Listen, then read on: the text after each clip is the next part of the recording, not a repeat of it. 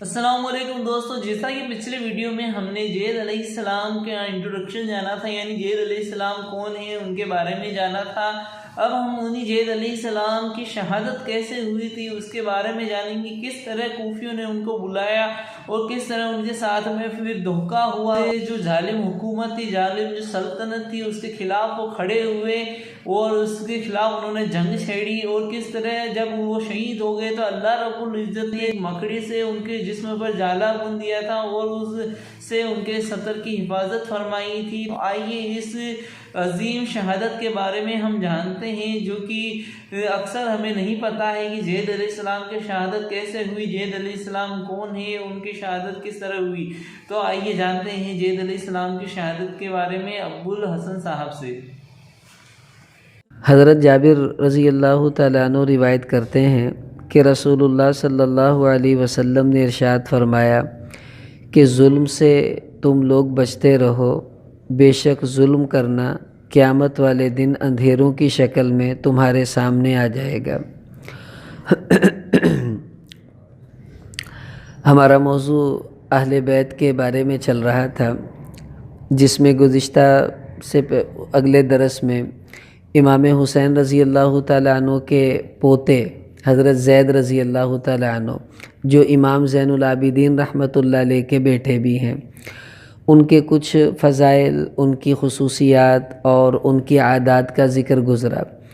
آج ان کی شہادت کے بارے میں ہے، اور یہ شہادت بڑی عجیب ہے۔ یعنی امام حسین رضی اللہ عنہ کی شہادت تو ہم نے سن رکھی ہے، لیکن یہ ان کے پوتے کی جو شہادت ہے، اگر یہ ہم سنیں گے نا تو ہمیں امام حسین کی شہادت سے بالکل مناسبت لگے گی، 19-20 کا فرق بھی نہیں۔ یوں تو کہہ سکتے ہیں کہ ان پر جو ظلم ہوا وہ امام حسین سے بھی بڑھ کر ہوا۔ اتنا بڑا ظلم کائنات نے کبھی نہیں دیکھا جو ان کے ساتھ ہوا۔ اب یہ رہنے والے تو مدینہ منورہ کے ہیں، وہیں پیدا ہوئے، وہیں جوان ہوئے، لیکن شہید کوفہ میں ہوئے ہیں۔ اب یہ کوفہ میں کیسے آ کر شہید ہوئے، یہ بڑی عجیب کہانی ہے۔ ہشام بن عبد الملک یہ اس وقت بادشاہ تھا، اور شام جو تھا یہ ان لوگوں کا ملک تھا، جہاں سے دمشق میں دارالحکومت بنا ہوا تھا۔ تو ہشام نے ادھر عراق کے لیے جس آدمی کو مقرر کیا ہوا تھا، اس کا نام تھا خالد بن عبداللہ قصری، یہ پورے عراق کا والی تھا۔ تو اس نے ہشام نے اس کو معزول کر دیا، اس کی جگہ ایک اور بندے کو لے کر آیا جس کا نام تھا یوسف بن عمر ثقفی۔ یہ بنو ثقیف قبیلے کا تھا، جو طائف کا قبیلہ تھا، جنہوں نے حضور کو پتھر بھی مارے۔ تو اس کو اس نے بعد میں عراق کا جو تھا وہ والی بنا دیا۔ تو اس یوسف نے جو کوفہ شہر تھا اس کے لیے ایک آدمی کو نگران مقرر کر دیا جس کا نام تھا حکم بن سلط۔ یہ نام اس لیے یاد رکھنے ضروری ہیں کہ آگے آنے والے قصے میں یہ بار بار ان کے نام آئیں گے۔ تو خالد کو معزول کیا، اس کی جگہ یوسف کو لائے۔ یوسف نے پورے عراق کا چارج سنبھال کر عراق کے شہر کوفہ میں ایک بندہ مقرر کیا جس کا نام تھا حکم بن سلط۔ اب جو خالد معزول ہوا تھا اس کو امام زید سے بڑا حسد تھا، وہ ان سے بہت جلتا تھا۔ اس نے جو نئے آنے والا والی تھا یوسف بن عمر، اس کو کہا کہ دیکھو وہ جو زید ہے مدینہ میں، اس نے بیت المال کا بہت سا پیسہ مجھ سے ادھار مانگا تھا، میں نے اس کو دے دیا ہے، اور اس کے پاس وہ پیسے بطور امانت کے پڑے ہیں، وہ تم اس سے لے لو۔ اور پیسے ویسے کچھ بھی نہیں دیے، مطلب یہ کہ یہ اس پر ظلم کریں گے یا اس سے پیسے لیں گے۔ تو ادھر جو یوسف تھا والی، اس نے مدینہ منورہ کے گورنر کو خط لکھا کہ زید کو فوراً کوفہ میرے پاس بھیجو، اس کے پاس ہمارے پیسے ہیں بیت المال کے، وہ ہم نے اس سے نکلوانے ہیں۔ تو مدینہ منورہ کا جو والی تھا وہ چونکہ ان کو جانتا تھا، اس نے کہا جی میں آپ سے معافی چاہتا ہوں، مجھے پورا یقین ہے آپ سچے ہیں، آپ نے کوئی پیسے نہیں لیے، لیکن میں مجبور ہوں، آپ کو کوفہ بھیجنا مجھے پڑے گا۔ یہ وہاں سے کوفہ پہنچے۔ جب کوفہ آئے تو یوسف نے ان سے کہا اب سیدھے تمہیں دمشق جانا ہوگا، وہاں سے ان کو شام بھیج دیا۔ اب جب شام پہنچے تو ہشام بن عبد الملک جو بادشاہ تھا، اس نے امام زید سے پوری تفتیش کی، اور جب تفتیش کی، سچا آدمی تو سچا ہی ہوتا ہے، تو وہ سمجھ گیا کہ یہ ان کے پاس کوئی پیسے ویسے نہیں ہیں، اور اس ظالم نے ان کے اوپر جھوٹا الزام لگایا، باوجود اس کے کہ ہشام خود ان کا دشمن تھا، لیکن اس نے ان سے کہا ٹھیک ہے آپ بری ہیں، آپ واپس چلے جائیں۔ اس نے ان کو واپس کوفہ بھیج دیا۔ جب یہ کوفہ آئے تو یہاں یوسف جو گورنر تھا اس نے دوبارہ تفتیش کی، تو اس نے جب اپنی تفتیش کی تو اس میں بھی یہ بے گناہ نکلے۔ انہوں نے کہا ٹھیک ہے آپ بری ہیں، آپ یہاں رہنا چاہیں آپ کی مرضی، واپس جانا چاہیں تو آپ کی مرضی۔ تو امام زید نے سوچا اب کیا واپس مدینہ جانا، اتنا لمبا سفر ہے، چلو یہیں رہ لیتا ہوں۔ اب یہ کوفہ میں رہنے لگ گئے۔ آپ کو یہ تو فطرتی بات ہے کہ جہاں پر شہد ہوتا ہے مکھیاں خود بخود آ جاتی ہیں۔ اب چونکہ امام زید بہت اعلیٰ درجے کے آدمی تھے، اب پورے کوفہ کے لوگ ان کے پاس آنے لگے، ان سے مسئلے پوچھتے، اپنے مشورے کرتے اور ان سے اصلاح کرواتے۔ ادھر ہشام کو خبر ملی کہ ادھر تو ان کے گرد لوگ جمع ہونے شروع ہو گئے ہیں، اور یہ بادشاہوں کی فطرت ہے، جب ان کی حکومت تھوڑی مضبوط ہوتی ہے نا، ان کو ڈر لگتا ہے کہ کوئی سازش ہماری حکومت گرا نہ دے۔ اس نے محسوس کیا کہ آنے والے وقت میں یہ ہمارے لیے خطرہ بنے گا، تو ہشام نے یوسف کو خط لکھا جو عراق کا والی تھا کہ اس کو یہاں سے بھگا دو۔ تو اس نے ان سے کہا کہ آپ واپس مدینہ چلے جائیں، عراق کو چھوڑ دیں۔ انہوں نے کہا ٹھیک ہے میں کوفہ سے چلا جاتا ہوں۔ اب یہ کوفہ سے باہر نکلے، چلے جاتے تو بڑا ہی اچھا تھا، لیکن اللہ کا ایک عجیب نظام ہے، موت آدمی کے لیے ایسی رکاوٹیں کھڑی کر دیتی ہے کہ اس کو کہیں جانے نہیں دیتی، کیونکہ جہاں موت لکھی ہے وہاں تو آنی ہوتی ہے۔ اب بہت سے وہ لوگ، یہ کون لوگ تھے؟ یہ وہ تھے جنہوں نے امام حسین کو خط لکھ کر کوفہ بلوایا تھا، اور جب امام حسین آ گئے تو ان ظالموں میں سے ایک بندہ بھی اپنے گھر سے نہیں نکلا ان کی مدد کے لیے۔ انہی بدبختوں کی یہ اولادیں تھیں جنہوں نے امام حسین کے پوتے کو ویسے ہی ڈسا جیسے امام حسین کو انہوں نے ڈسا۔ اب یہ بہت بڑا لشکر لے کر باہر چلے گئے۔ امام زید شہر سے باہر نکلے اور ادھر انہوں نے پکڑ لیا، کدھر جا رہے ہیں آپ نہیں ہوں گے تو ہمیں ظلم سے کون نجات دلائے گا، آپ ہی پر تو ہمیں امیدیں تھی، آپ واپس چلیں، ہم آپ کا ساتھ دیں گے، اور ہم نے اب اس ظلم کی چکی سے نکلنا ہے اور اس ظالم حکومت کو ختم کرنا ہے۔ امام زید نے سوچا بھی چلو اگر یہ واقعی پس رہے ہیں بیچارے تو اللہ مجھ سے کام لے لیں گے، تو مجھے کیا اس میں حرج ہے۔ انہوں نے کہا اب تم لوگ ہو کتنے کا؟ ہم 1,00,000 تلواریں ہمارے ساتھ میں موجود ہیں، ہم 1,00,000 بندہ آپ کے ساتھ ہوں گے، آپ کیوں گھبراتے ہیں؟ تو امام زید ان کے کہنے پر واپس آ گئے۔ اب یہ کوفہ میں خفیہ خفیہ رہنے لگے اور لوگوں سے بیعت لیتے۔ اب بیعت کیا لیتے کہ تم امر بالمعروف اور نہی عن المنکر کرو گے، اور اگر ظالم سے ٹکرانا پڑا تو تم اپنی جان لگاؤ گے۔ تو لوگوں نے بیعت کرنا شروع کر دی۔ 1 سال امام زید نے کوفہ اور بصرہ میں خفیہ خفیہ لوگوں سے بیعت لی، اور 40,000 لوگوں نے ان کے ہاتھ پر بیعت کر لی، موت پر بیعت کہ ہم اپنی جان کی بازی آپ کے ساتھ لگائیں گے۔ اب یہ بڑے مطمئن ہو گئے، 40,000 لشکر ہوتا ہے، معمولی بات نہیں ہے اس زمانے میں جب تلواروں کی لڑائی ہو۔ اب جب یہ بیعت لیتے تو ان کے ہاتھوں پر یوں ہاتھ پھیرتے اور اوپر منہ کر کے فرماتے اللہم اشہد، اے اللہ تو گواہ ہو جا کہ یہ حق پر میرے ہاتھ پر بیعت کر رہے ہیں۔ اب ان کو پیسوں کی بھی ضرورت تھی، کیونکہ جب جنگ ہوتی ہے تو اسلحہ چاہیے، اور اسلحہ بغیر پیسوں کے آتا نہیں ہے۔ کوفہ میں امام ابو حنیفہ رحمۃ اللہ علیہ رہا کرتے تھے، اور ان کا بہت بڑا وسیع کاروبار تھا کپڑے کا۔ تو امام ابو حنیفہ رحمۃ اللہ علیہ نے امام زید کا 2 طرح ساتھ دیا، مال سے بھی اور اپنے علم سے بھی۔ سب سے پہلے امام ابو حنیفہ نے فتویٰ دیا، اور ان کا فتویٰ پورے کوفہ میں چلتا تھا۔ فتویٰ کیا دیا کہ خروجہ ھذا یضاہی خروج رسول اللہ صلی اللہ علیہ وسلم بیوم بدر، کہ جس طرح اللہ کے نبی بدر میں نکلے تھے بالکل اسی طرح کا نکلنا امام زید کا ہے۔ وہ لوگ بھی تھوڑے تھے، زیادہ سے ٹکراؤ ہوا، یہ بھی تھوڑے ہیں، ان کا ٹکراؤ بھی زیادہ سے ہے، اور وہ بھی اللہ کے بھروسے پر نکلے تھے، یہ بھی اللہ کے بھروسے پر ہے، اے لوگو تم ان کا ساتھ دو۔ امام صاحب کے فتوے پر پھر لوگوں نے ان کے ہاتھ پر بیعت زیادہ کرنا شروع کر دی۔ مالی طور پر کیا تعاون کیا؟ امام ابو حنیفہ رحمۃ اللہ علیہ نے ایک مرتبہ امام زید کو جو رقم دی ہے پاکستانی روپے میں 63 لاکھ روپے انہوں نے دیے کہ آپ اس سے اپنے خروج کے لیے اور اپنی جنگ کے لیے سامان اکٹھا کریں۔ انہوں نے پھر جو تلواریں خریدنی تھی، تیر خریدنے تھے، خریدے۔ پھر چند ماہ کے بعد امام ابو حنیفہ رحمۃ اللہ نے 21 لاکھ روپے پاکستانی حساب سے وہ ان کو دیے۔ یوں انہوں نے مالی اعتبار سے بڑی مدد کی۔ اب یہ تو وہ ہے جو کتابوں میں لکھ دی گئی، اور جو خفیہ طور پہ کرتے رہے وہ شاید اس سے بھی زیادہ ہوگی، لیکن اللہ کی عجیب شان ہوتی ہے۔ اب امام صاحب نے پیسہ بھی لگایا، علم سے فتویٰ بھی دیا۔ جب جان کی باری آئی، اللہ کو ان کا یہ منظور نہیں تھا، امام ابو حنیفہ بیمار ہوئے، اتنے سخت بیمار ہوئے، ان کے اوپر دورے پڑتے تھے ایک بیماری کے، بے ہوش ہو جاتے تھے، جس کی وجہ سے یہ ان کے ساتھ لڑ نہیں سکے آگے بڑھ کر، بیماری کی وجہ سے گھر میں بستر پر پڑے رہے، لیکن جتنا ساتھ دیا وہ انہوں نے کمال کا ساتھ دیا۔ اب 1 سال میں 40,000 بندوں نے بیعت کر لی، سامان اکٹھا ہو گیا۔ تو امام زید نے ساتھیوں سے مشورہ کیا کہ اب ہمیں کس دن جنگ کا آغاز کرنا چاہیے۔ اب یہ محرم میں مشورہ ہوا۔ اب 10 محرم کو امام حسین اسی کربلا میں شہید ہو رہے ہیں، تو اسی محرم کے مہینے میں مشورہ ہو رہا ہے۔ انہوں نے سوچا کہ محرم ختم ہوگا، اس کے بعد اگلا مہینہ آئے گا صفر کا، تو 1 صفر کو بدھ کا دن ہوگا، تو بدھ والے دن ہم لوگ حملہ کر دیں گے اور کوفہ پر قبضہ کر کے آہستہ آہستہ آگے ہم بڑھیں گے۔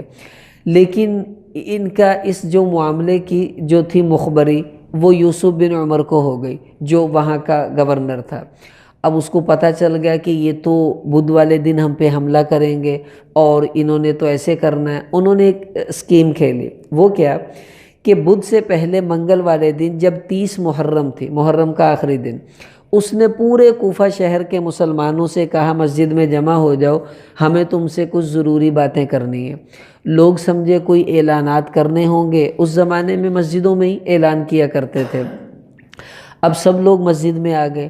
اب جن لوگوں نے امام زید کے ہاتھ پر بیعت کی تھی، اب ان کو چاہیے یہ تھا وہ مسجد میں نہ جائیں، کیونکہ ان کو تو اگلے دن حملہ کرنا ہے، اور آج وہ لوگ مسجد میں جا رہے ہیں تو پھر وہ کیسے حملہ کریں گے۔ اب جو ہی یہ سارے لوگ مسجد میں آئے، انہوں نے اندر سے مسجد کے دروازوں کو کنڈیاں لگا دی، فوجی کھڑے کر دیے کہ ان میں سے کوئی بندہ باہر نہ جائے، اگر جائیں گے تو لڑیں گے، اب جب جائیں گے نہیں تو پھر ان کا فوجی کون ساتھ ہوں گے۔ اب امام زید کو یہ پتہ چلا تو انہوں نے اپنے ساتھیوں کو اطلاع دی کہ جنہوں نے ہمارے ہاتھ پر بیعت کی ہے وہ کوئی بھی مسجد میں نہ جائے۔ اب کچھ لوگ مان گئے، وہ نہیں گئے، کچھ ڈر کی وجہ سے چلے گئے کہ ہمیں قتل نہ کر دیں۔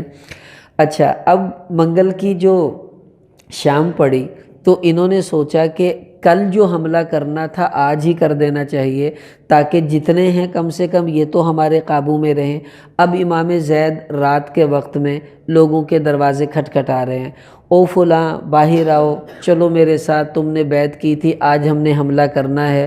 چلتے چلتے چلتے پوری رات اکٹھے کیے، صرف 218 آدمی ان کے ساتھ ہوئے۔ اب دیکھو 40,000 کا لشکر بیعت کرے اور آپ کے ساتھ 218 بندے رہ جائیں تو آپ کا حوصلہ کتنا ٹوٹے گا۔ لیکن امام زید نے فرمایا کوئی بات نہیں۔ پھر یہ ایک آدمی تھا ان کے لشکر کا، وہ بڑا متحرک تھا، اس کے گھر گئے، وہ گھر کے اندر بیٹھا ہوا ہے اور یہ آوازیں دے رہے ہیں کہ میں زید ہوں، باہر آؤ جلدی، ہمیں لشکر جمع کرنا ہے، ہمیں حملہ کرنا ہے، اور وہ اندر سے آواز نہیں دے رہا۔ تو امام زید نے اس وقت ان کو دیکھ کر فرمایا کہ قد فعلوها، ارے ظالمو، تم نے میرے ساتھ وہی کیا جو میرے دادا حسین کے ساتھ کیا تھا، آج تم باہر ہی نہیں آ رہے، اور تم ہی مجھے کہہ رہے تھے ہم تمہارے ساتھ ہوں گے۔ تو پھر اوپر منہ کر کے فرمایا حسبی اللہ، میرا اللہ مجھے کافی ہے، اب مجھے تمہارا کوئی بھروسہ نہ رہا۔ اب یہ 218 بندوں کو لے کے امام زید مسجد کے پاس پہنچے۔ اب جب یہ مسجد کے قریب ہوئے تو انہوں نے لشکر بھیجا کہ ان پر حملہ کیا جائے۔ اس 218 کے لشکر نے 500 بندوں کے لشکر کو بھگا دیا۔ جب مسجد کے قریب پہنچے تو امام زید نے اپنے جھنڈے مسجد کے اندر پھینکوائے، کیونکہ جھنڈے اندر گریں گے ان کو پتہ چلے گا کہ ہمارے ساتھی باہر ہیں۔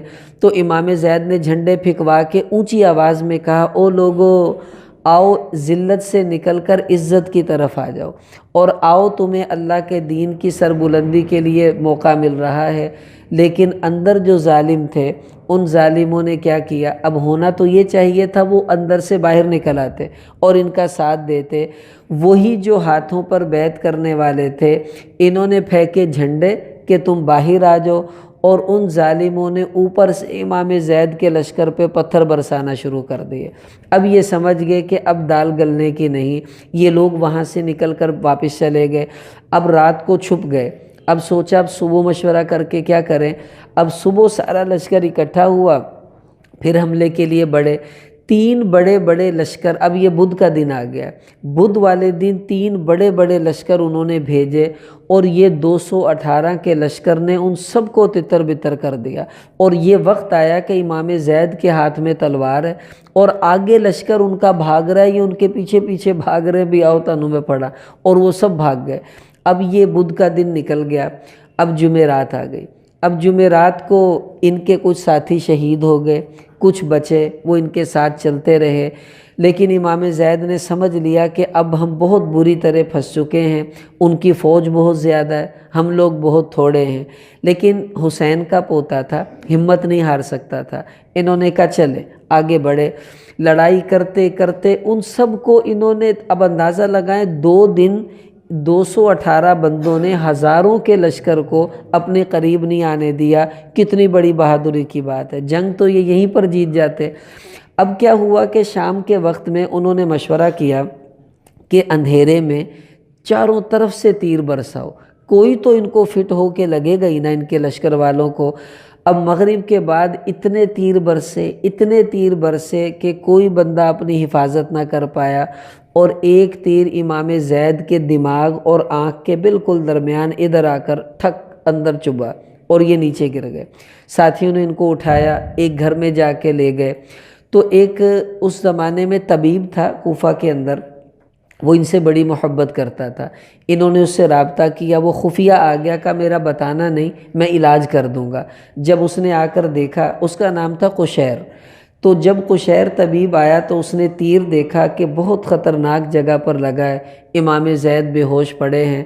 وہ کہنے لگا بھئی دیکھو یہ بہت رسک ہے، اگر ہم نے یہ تیر نکالا، ان کے دماغ کی کوئی رگیں پھٹ گئیں تو ان کی موت واقع ہو جائے گی۔ ساتھیوں نے کہا کہ اس حال میں بھی تو یہ کون سا زندگی کے اندر ہیں، تو آپ نکالیں، اللہ نے زندگی رکھی تو انشاءاللہ صحت ہو جائے گی۔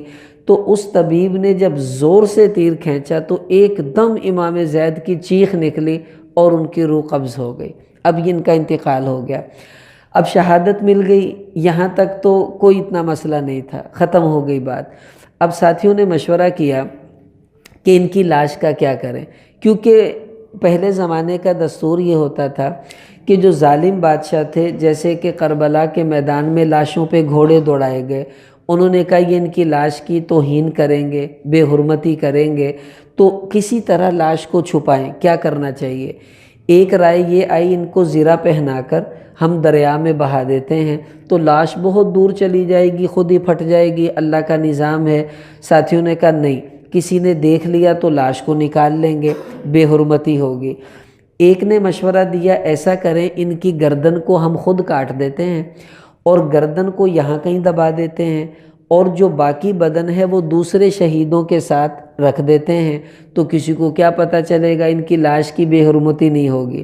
لیکن ان کا بیٹا، امام زید کا بیٹا ایک تھا یحییٰ، وہ بول پڑا، کہنے لگا بالکل ایسا مت کرنا، کیونکہ وہ ظالم ایسے بدبخت ہیں، مجھے پتہ ہے ان کا دستور ہے یہ لاشوں کے اوپر کتے چھوڑ دیتے ہیں اور وہ لاشوں کو نوچتے ہیں، اور مجھے پورا یقین ہے جب وہ کتے ان کی لاشوں کو نوچیں گے نا تو میرے ابا کی لاش کے قریب کوئی کتا نہیں آ سکتا، کیونکہ اہل بیت کا پھول ہے، اسے کوئی کتا نوچے گا نہیں۔ جب سب کتے پیچھے ہو جائیں گے وہ سمجھ جائیں گے یہ امام زید کی لاش ہے، اور پھر وہ ان کی بے حرمتی کریں گے، یہ بھی مت کرو۔ کہ پھر کیا کریں؟ ایک نے رائے دی کہ قبرستان میں دفنا دیتے ہیں، ساتھیوں نے کہا تازہ قبر وہ سمجھ جائیں گے ان کی ہے۔ ایک رائے پر فیصلہ ہوا، وہ یہ کہ دریا کے کنارے لوگ مٹی نکال کر لے جاتے ہیں اپنے گھروں کے لیے، تو وہ بڑے بڑے گڑھے بن جاتے، ان گڑھوں کے اندر ان کو دفنا کے قبر نہیں بنائیں گے، مٹی برابر کر دیں گے، اللہ حفاظت کریں گے۔ یہ لوگ رات کو گئے، انہوں نے انہی کپڑوں میں، کوئی نیا کفن نہیں دیا کیونکہ موقع تو تھا نہیں، وہیں گھر میں جنازہ پڑا اور رات کو لے جا کر گڑھا کھود کے ان کو دفن کر دیا، اور اس طرح دفن کیا کہ مٹی کو اوپر نہیں کیا کہ قبر محسوس ہو، بالکل برابر کر دیا۔ اللہ کا نظام ہے، جب اللہ امتحان لیتے ہیں یا درجے بلند کرتے ہیں تو سب اسباب فیل ہو جاتے ہیں۔ وہ رات کو ایک دھوبی کپڑے دھو رہا تھا، اس نے دیکھ لیا کہ یہ کسی لاش کو دفنا رہے ہیں، اس نے پیسوں کے لالچ میں صبح جا کر یوسف بن عمر کو بتا دیا کہ جی وہ ادھر اس کی لاش دفن ہے، میں آپ کو دکھاتا ہوں۔ وہ ظالم گیا اور دیکھا واقعی وہ لاش تھی، تو انہوں نے ان کی لاش کو قبر سے نکلوا دیا۔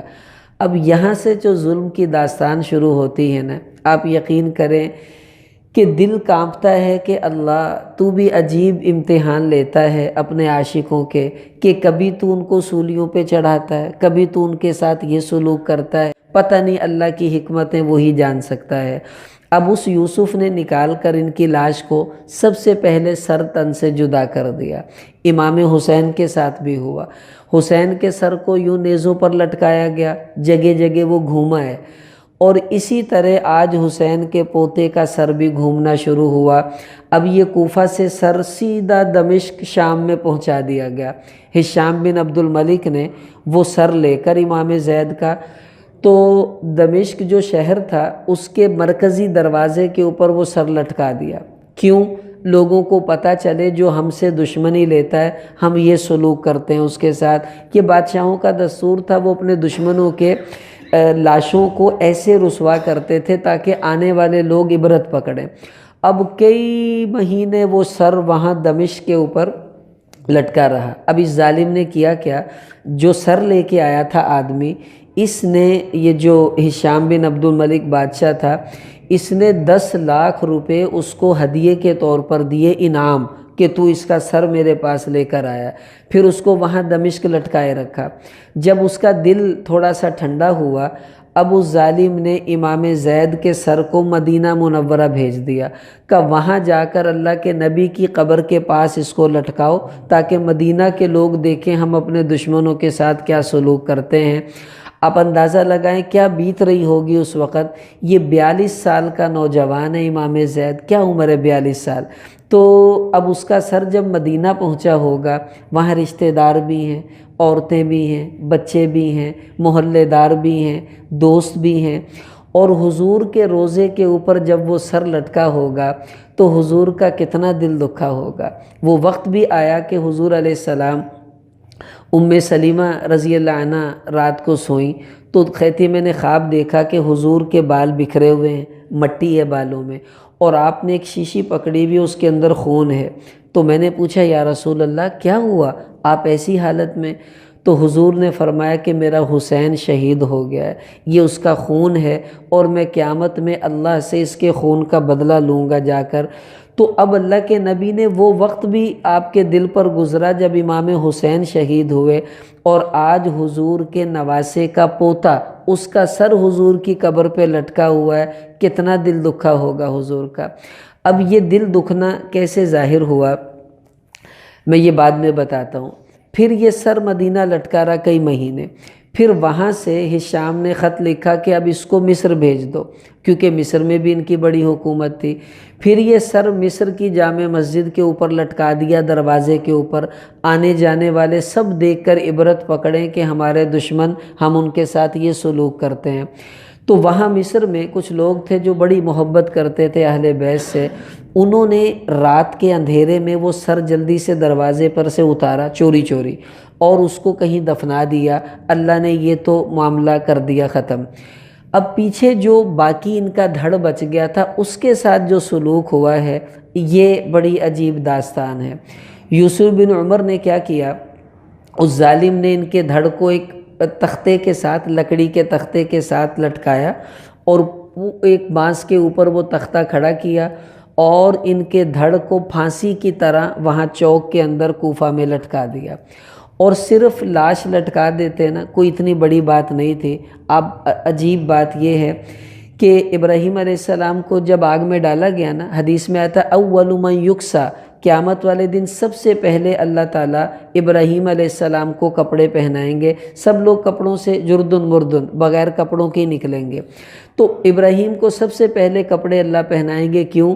جب ان کو آگ میں ڈالا گیا تو ان کے سارے کپڑے اتار کر ان کو برہنہ کر کے آگ میں پھینکا گیا تھا، اللہ کے لیے انہوں نے قربانی دی، اللہ نے اعزاز کیا دیا، سب سے پہلے جوڑے ابراہیم علیہ السلام کو پہنائے جائیں گے۔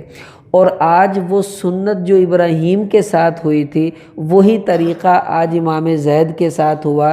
اس ظالم نے ان کی لاش کو پھانسی تو لٹکانا ہی لٹکانا تھا، ان کے سارے کپڑے اتار کر برہنہ کر کے ان کو لٹکایا وہاں پر۔ اب یہ کتنی عجیب بات تھی۔ خیر، اب وہ کیا کرتا، جب برہنہ کر کے لٹکایا تو قبلے سے ان کے سینے کو اس نے پھیر دیا کہ قبلے کی طرف ان کا سینہ نہ ہو۔ اب وہ یوں قبلے سے سینہ پھیر کر جاتے، جب صبح ہوتی تو ان کی لاش خود بخود قبلے کی طرف ہو جاتی، وہ پھر سینہ قبلے سے پھیرتے، پھر سینہ قبلے کی طرف ہو جاتا۔ اللہ ہی کی طرف سے یہ نظام اللہ نے چلایا۔ دوسری اللہ نے ان کی کرامت کیا دکھائی، چونکہ ان کے کپڑے اتار کر برہنہ لٹکایا گیا، اللہ تعالیٰ نے ایک مکڑی کو بھیجا۔ یہ مکڑی بڑی عجیب جانور ہے۔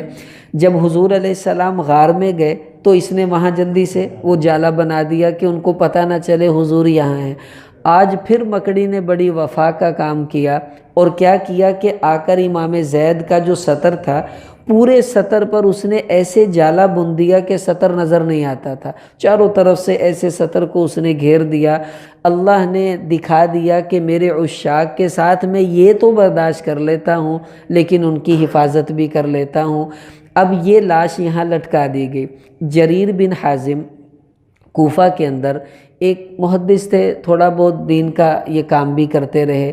یہ کہتے ہیں میں رات کو سویا تو میں نے خواب دیکھا نبی کریم صلی اللہ علیہ وسلم وہ جو بانس جس کے اوپر ان کی لاش کو لٹکایا ہوا تھا، حضور اس کے ساتھ ٹیک لگا کر بیٹھے ہیں، اور اللہ کے نبی کا سر نیچے ہے اور آپ رو رہے ہیں، اور مجھے دیکھ کر حضور نے فرمایا ہاکذا تفعلون بولدی، ارے ظالمو، میری اولاد کے ساتھ تم یہ سلوک کر رہے ہو۔ کہنے لگے میرا تو جسم کپ کپ آ گیا، میں صبح اٹھا، اور پھر اس یوسف نے کیا کیا تھا، ان کی لاش کو لٹکا کر فوجی کھڑے کر دیے کہ کوئی اس کو اتارے گا نہیں، یہی لٹکی رہے گی۔ تو وہ جو ایک فوجی تھا جو وہاں حفاظت کے لیے کھڑا رہتا تھا، وہ کہنے لگا کہ میں نے بھی ایک رات دیکھا کہ نبی کریم صلی اللہ علیہ وسلم اس لکڑی کے ساتھ ٹیک لگا کر بیٹھے ہیں، اور آپ نے اوپر منہ کیا ہوا ہے، اور امام زید کی لاش کو دیکھ کر حضور کیا کہہ رہے ہیں، عجیب لفظ ہیں یہ، تو وہی سمجھ سکتا ہے جس کو اللہ نے اولاد دی ہے۔ اولاد کا درد یہ باپ سمجھتا ہے، دادا سمجھتا ہے، نانا سمجھتا ہے اولاد کا درد کیا ہے۔ وہ کہتا ہے میں نے دیکھا کہ حضور ٹیک لگا کر امام زید کی لاش کو دیکھ رہے ہیں، اور آپ کی آنکھوں سے آنسو ہیں، اور حضور فرما رہے یا زید، اے زید، یا بنیہ، اے میرے بیٹے۔ کتنا عجیب یہ محبت بھرا لفظ ہے، یا بنیش، اے میرے بیٹے، اے میرے زید، قتلوک قتلہم اللہ، انہوں نے تجھے قتل کیا، اللہ انہیں قتل کرے گا۔ صلبوک صلبہم اللہ، کہ انہوں نے تجھے پھانسی چڑھایا میرے بیٹے، اللہ ان کو پھانسی چڑھائے گا۔ اور کا پھر حضور وہ جو نگران تھا فوجی، وہ کہتا پھر حضور غصے سے مجھے دیکھ کر کہنے لگے اہاکذا تفعلون بولدی، ارے ظالموں، میری اولاد کے ساتھ تم یہ سلوک کر رہے ہو۔ اس نے تو پھر وہاں سے اپنی جان چھڑائی اور بھاگا۔ اب یہ لاش امام زید کی لٹکی ہوئی ہے، ایک دن نہیں، ایک ہفتہ نہیں، ایک مہینہ نہیں، ایک سال نہیں، 4 سال تک وہ لاش لٹکی رہی ہے۔ 4 سال معمولی بات نہیں ہے، کیونکہ شہید کے جسم کو تو قبر کی مٹی بھی نہیں کھاتی، اللہ نے ان کا جسم سلامت رکھا۔ 3 سال کے بعد ہشام بن عبد الملک جو بادشاہ تھا وہ فوت ہو گیا، اب یہ مرا ہے ادھر، تو اس کے بعد اس کے ایک اور رشتہ دار تھا ولید بن یزید بن عبد الملک، پھر وہ بادشاہ بنا۔ اس نے آ کر یہ نہیں کیا کہ چلو میں ان کی لاش کو اتروا کے دفن ہی کر دیتا ہوں، وہ ان سے بڑا بدبخت نکلا۔ 1 سال تک تو اس نے لٹکی رہنے دی، 4 سال پورے ہوئے۔ اب پورے 4 سال کے بعد لوگوں میں تشویش بڑھی کہ یہ کیا ظلم ہے، اب ہم اس کے خلاف آواز اٹھائیں گے۔ تو ولید نے سوچا کہ ایسا نہ ہو میری حکومت خطرے میں پڑے، اس نے وہاں شام سے دمشق سے خط لکھا اس یوسف بن عمر کو جو عراق کا والی تھا، اس کو خط لکھا کہ ایسا کرو کہ اس کی لاش کو اتروا دو۔ اب اتروانے کا مقصد اگر دفنانا تھا تو بہت اچھی بات تھی، لیکن اس ظالم نے بڑی سفاکیت کا مظاہرہ کیا۔ وہ کہنے لگے کہ اس لاش کو اتروا کر آگ لگا دو، اور اس کی جو راکھ ہوگی جلنے کے بعد وہ ادھر ادھر بہا دینا، کہیں دبا دینا، لیکن اس کو اتار کر آگ لگا دو۔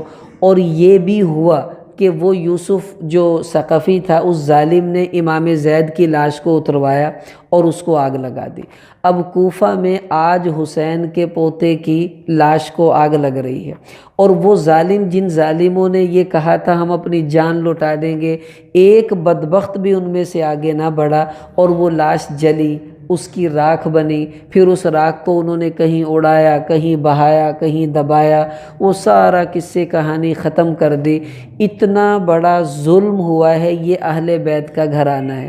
لیکن اللہ بڑے عجیب ہیں، اللہ تعالیٰ ظالم کو زیادہ ڈھیل نہیں دیتے۔ یہ ولید مرا، اس کے بعد ابو العباس، یہ جو بنو عباس کا، یہ تو بنو امیہ کا خاندان تھا، اس کے بعد جو خاندان بنو عباس کے پاس آ گئی تو اس کا جو والی تھا ابو العباس، یہ بڑا ظالم، یہ خود بڑا ظالم تھا۔ وہ کہتے نا بھی شیر نو سوا شیر ٹکر دا ہوندا، وہ یہ جو ہی اس نے چارج سنبھالا، اس نے سب سے پہلا کام یہ کیا، ادھر حضور نے کیا کہا تھا، قتلوا کا قتلہم اللہ، اے میرے بچے انہوں نے تجھے قتل کیا، اللہ ان کو قتل کریں گے۔ اللہ کے نبی کی وہ بات سچی ہوئی۔ امام زید کا ایک بھائی تھا، اس کا نام تھا حسین، یہ امام زین العابدین کا بیٹا ہے حسین۔ تو اس نے جب یہ اپنے بھائی کے ساتھ یہ سلوک دیکھا تو اس نے پھر دعا مانگی، 3 روزے رکھے، بدھ جمعرات جمعہ، لگاتار 3 مہینے اس نے 3 روزے رکھے، اور عصر اور مغرب کے درمیان یہ دعا مانگتا رہا کہ اے اللہ جنہوں نے میرے بھائی کو جلایا تو ان کو دنیا میں جلا، اور جنہوں نے میرے بھائی کی لاش کی بے حرمتی کی تو ان کے ساتھ بدلہ لے لے۔ تو کہنے لگے اللہ نے میری دعا قبول کر لی ہے، اور وہ پھر قبول یوں ہوئی، ابو العباس جو ہی بادشاہ بنا، اس نے ہشام بن عبد الملک جو بادشاہ تھا، یہ نہ پہلے زمانے میں بادشاہوں کی جو لاشیں دفنائی جاتی تھیں ان کو مسالہ لگا کر دفناتے تھے تاکہ دیر تک ان کی لاشیں رہیں، تو اس کی لاش کو بھی مسالہ لگا کر دفنایا گیا تھا۔ تو اس نے ہشام بن عبد الملک کی قبر اکھڑوائی اور اس کی لاش نکالی، صرف اس کی ناک کے یہاں تھوڑا سا حصہ ضائع ہوا، باقی جسم بالکل سلامت تھا۔ اس نے نکالتے ہی سب سے پہلے ہشام بن عبد الملک جو ظالم بادشاہ تھا، اس کی لاش کو 80 کوڑے لگوائے، اس نے مرے ہوئے کی لاش کو کوڑے لگوائے۔ دیکھو یہ سلوک کوئی اچھا نہیں ہے، اسلام اس کی اجازت نہیں دیتا۔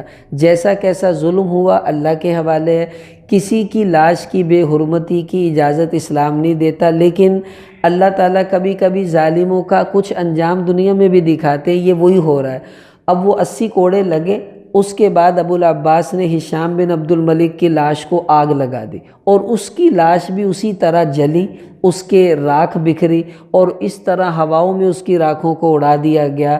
اس کے ساتھ تو اللہ نے یہ کروایا۔ وہ جو یوسف جس نے اتروا کر ان کی لاش کو آگ لگائی تھی اور ان کو پھانسی چڑھایا تھا، ان کی گردن اتروائی تھی، اس کے ساتھ ابو لاش کے ٹکڑے کیے، اور پورے کوفہ شہر کے دروازوں میں کہیں اس کا بازو لٹکا ہوا ہے، کہیں اس کی ٹانگ لٹکی ہوئی ہے، کہیں اس کی گردن لٹکی ہوئی ہے، پورے جسم کو اس نے شہر کے کناروں پر لٹکا دیا کہ جو انہوں نے اس کے سر کے ساتھ کیا ہم تیرے پورے جسم کے ساتھ وہ کریں گے، اور اللہ نے یہ کروایا۔ اور ایک جس ظالم نے تیر مارا تھا امام زید کے جو یہاں لگا، اس کا نام تھا داؤد، اس کو ابو العباس نے پکڑا، اور پکڑ کر پہلے اسے قتل کیا، پھر اس کی لاش کو اس نے سولی پہ لٹکا دیا، اور اس کی لاش بھی مہینوں لٹکی رہی وہاں شہر کے اندر۔ تو جو سلوک امام زید کے ساتھ ان ظالموں نے کیا، اللہ نے وہ سب ان کے ساتھ کروا کر ان کا انجام پورا کر دیا۔ اب آپ اندازہ لگاؤ، یہ عجیب بات ہے کہ اتنا ظلم ہو رہا ہے، آپ کے ذہن میں سوال تو آ رہا ہوگا کہ اللہ تعالیٰ یہ سب کیوں کروا رہے ہیں؟ دیکھو شاعر کہتا ہے، الفت میں برابر ہے وفا ہو کہ جفا ہو، ہر چیز میں لذت ہے اگر دل میں مزہ ہو۔ اگر اللہ کی محبت ہو تو مار کھانے میں لطف آتا ہے، قتل ہونے میں لطف آتا ہے، گردنیں اترنے میں لطف آتا ہے۔ یہ اہل بیت کے خاندان کی عجیب قبولیت ہے کہ ان کا شروع سے سلسلہ ایسے ہی چلتا آیا ہے۔ حضرت علی شہید ہوئے، امام حسین شہید، امام حسن زہر دیا گیا شہید، اس کے بعد یہ سلسلہ شہادتوں کا ایسے ہی چلتا آیا، اور امام زید بھی اسی شہادت کے سلسلے کی ایک کڑی ہے۔ اب آپ اس سے ہمیں سبق کیا ملتا ہے؟ سبق یہ ملتا ہے کہ اللہ کو جو جتنا زیادہ محبوب ہوتا ہے اس پر حالات بھی اتنے زیادہ آتے ہیں، اور اللہ کو جو جتنا محبوب ہوتا ہے اللہ اس کو بڑے درجے دینے کے لیے کبھی بڑی آزمائشیں بھی بھیج دیتے ہیں۔ لیکن اللہ کے دین کی سربلندی کے لیے یہ جان لگ جائے، یہ سودا مہنگا نہیں ہے، سستا ہے، لگا دینی چاہیے۔ ایک نہ ایک دن تو مرنا ہی ہے نا، تو کیوں نہ ایسے مریں کہ ہمارا مرنا بھی اللہ کو پسند آ جائے اور مرنے کی بھی قیمت پڑ جائے۔ تو کیا خیال ہے؟ اس کا جذبہ تو ہم سب رکھتے ہیں نا انشاءاللہ۔